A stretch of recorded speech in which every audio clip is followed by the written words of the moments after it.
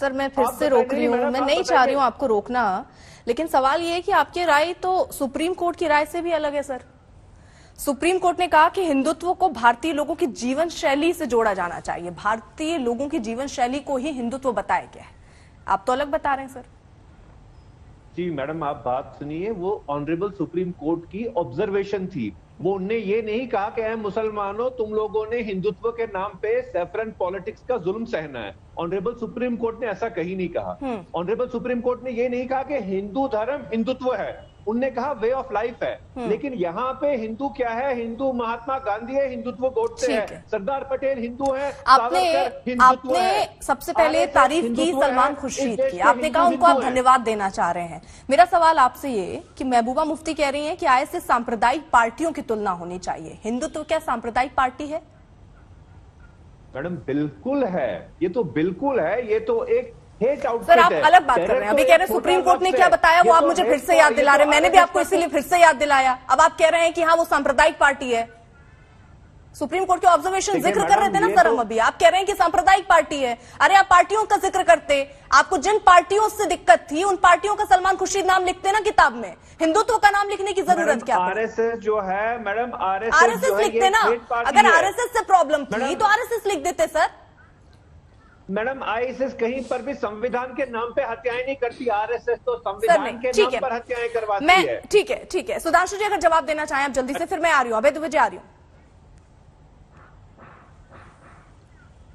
देखिए इन्होंने जो बात कही, मजेदार बात जानते हैं क्या, सेक्युलरिज्म और इसकी हिंदुत्व की कैसे व्याख्या होती है? माजिद हैदरी साहब कश्मीर से ताल्लुक रखते हैं। भारत के संविधान में 1976 में 42वें संविधान संशोधन में, जिसको भारत की आत्मा, संविधान की आत्मा कहा था बाबा साहब अंबेडकर ने, उस आत्मा को कुचलकर उसमें सेक्युलरिज्म शब्द डाला गया, क्योंकि उन्होंने कहा था आत्मा बदलनी नहीं। फिर भी कोई बात नहीं, मगर भारत का एक राज्य था जिसने उस 42वें संशोधन के उस वाक्य को अडॉप्ट ही नहीं किया, वो था कश्मीर, धारा 370 की आड़ में। इसलिए कश्मीर कभी सेक्युलर था ही नहीं, और वही सेक्युलरिज्म का सबसे बड़ा प्रतीक था।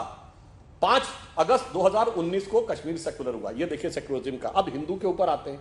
देखिए इन्होंने अच्छी बात कही, सरदार पटेल, उतना ही क्यों कहे, के.एम. मुंशी, संपूर्णानंद, डॉक्टर संपूर्णानंद, डॉक्टर राजेंद्र प्रसाद, मदन मोहन मालवीय, इनके जमाने तक कांग्रेस ऐसी नहीं थी जो आज थी।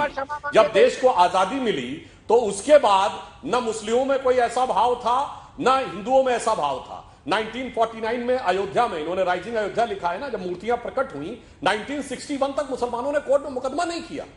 जब 12 साल की मियाद में 11 दिन रह गए तो नेहरू जी के कार्यकाल में मुकदमा किया। फिर नेहरू जी ने कहा मैं मदरसा दूंगा, फिर इंदिरा जी ने कहा मैं एक स्टेप और आगे जाऊंगी, मैं मुस्लिम पर्सनल लॉ बोर्ड 1970 में। फिर उसके बाद उनके पुत्र राजीव गांधी आए तो उन्होंने शाहबानो केस में कहा कि मैं शरिया के लिए संविधान में संशोधन कर दूंगा। फिर उसके बाद अगली सरकार आई पीवी नरसिम्हा राव की, तो नरसिम्हा राव ने बतौर प्रधानमंत्री और मुलायम सिंह जी ने बतौर मुख्यमंत्री कहा कि मैं तथाकथित बाबरी मस्जिद दोबारा बनवाऊंगा। अरे बताइए साहब, कोई गैर मुस्लिम मस्जिद को तामील कर सकता है क्या? उसके बाद जब मनमोहन सिंह जी की अघोषित रूप से सोनिया जी की सरकार आई तो उसने कहा हिंदू आतंकवादी होता, भगवान राम थे ही नहीं। अब आप बता दीजिए, ठीक है, आप एक सेकुलर देश बताइए जहां के प्रधानमंत्री ने कहा हो कि मैं मस्जिद तामील कराऊंगा।